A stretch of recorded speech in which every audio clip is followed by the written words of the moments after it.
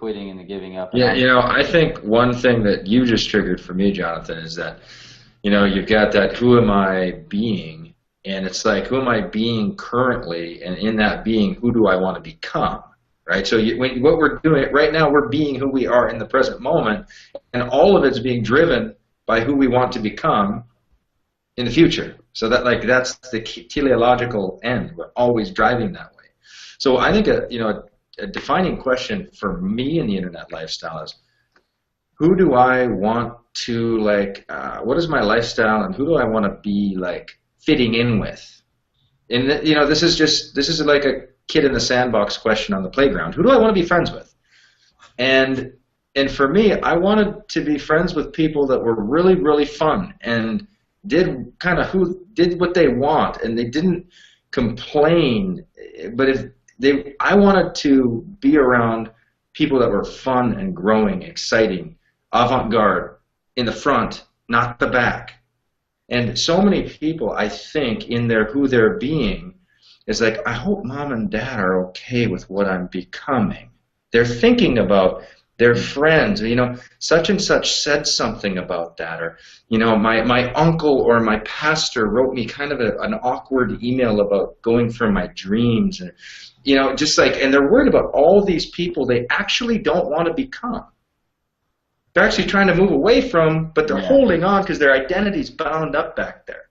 Now, the best news is you can still grow forward all you want, and you'll be a better asset to your friends. So it's not like you ditch them. You maybe love them from a little more distance. It's just a little more distance, but the love actually intensifies. But now you can bring game into their life that can actually change their life. It's not going to change anything. They're going to be exactly who they are because that's who they are. But anyway, so this is just all this stuff is just better asset, man. That's a tough one too. That is so hard to really take in because there's a self-sabotaging part of all of us. There's almost this drive. It's inherent in every human being. There's some drive to self-sabotage in some way. We've got some limitation of how big we think we can go, and we actually don't want to challenge it because what if we fail, and what if we prove we can't do it, and what if we do this, and what if we do that? There's some self-sabotaging mechanism to all of us, and one of those things, Mark, that you just triggered is really leaving people behind. It's who are you going to leave behind if you really step into your own greatness? If you really step into this next level of your life, who are you going to leave behind? And there's this instant guilt of but I owe my friends, they were there for me when, I was at my worst or this or that. And that's all true. And I know I've felt this, I still battle with this. I literally still battle. I know. Should I more than I do with what better friend should I have been calling? Should I do this? Should I do that? But what Mark just said, you'll be a better asset.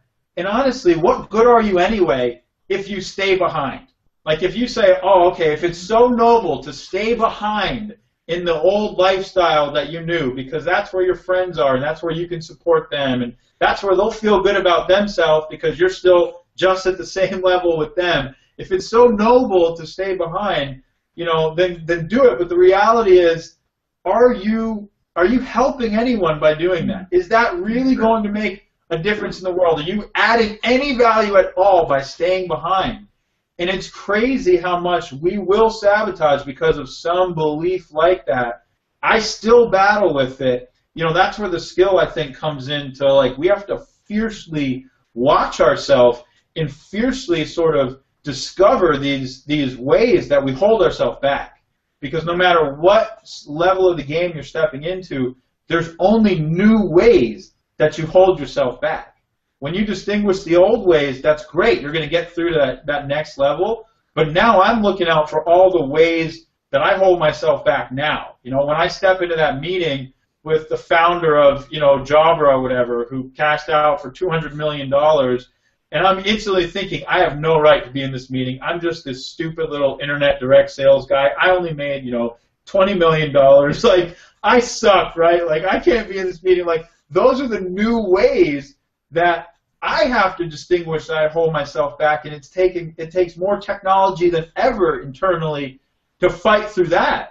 and say, no, wait a minute, we actually have value to offer this person. There's more value that we're creating in the world. There's bigger things that we can do that they may not even know yet, because the power of our model is the people, and people drive this. And it's like you're always fighting through your own self-sabotaging stuff. If that's I don't know if that's helpful at all, but it's the freaking truth.